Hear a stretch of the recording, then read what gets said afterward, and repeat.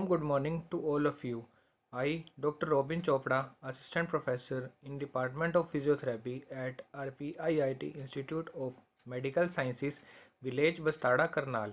I welcome you all in our YouTube channel that is RPIIT Academics. But before watching, please don't forget to like, subscribe, share and hit the bell icon. So let's start the topic. So today's topic is normal ranges of hemoglobin. As average hemoglobin content in blood is 14 to 16 gram per deciliter. But however, the value varies depending upon the age and the sex of the individual. Firstly, on the basis of age, at the time of birth, the hemoglobin content is very high because of the increased number of RBCs. So at birth it is about 25 gram per deciliter, and after third month it is reduced up to 20 gram per deciliter, and after 1 year it further declines up to 17 gram per liter, and from puberty onwards it is maintained at the level of 14 to 16 gram per deciliter. And second, on the basis of sex, in adult males it is found on the average of 15 gram per deciliter, and in adult females it is found on the average of 14.5 gram per deciliter. So we are continuing our topic, that is hemoglobin synthesis.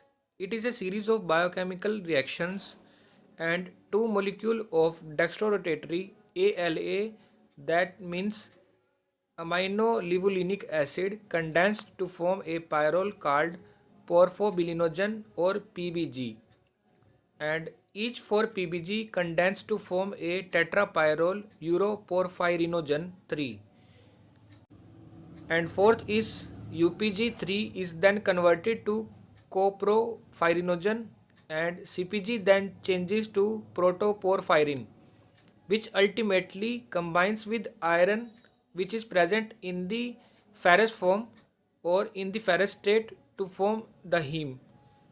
So we are continuing our topic, that is synthesis of hemoglobin. As synthesis of hemoglobin is occur in both the mitochondria as well as in the cytoplasm. Starting from the mitochondria, succinyl coenzyme A and glycine results in the formation of D-aminolevulinic acid in the presence of ALA synthase.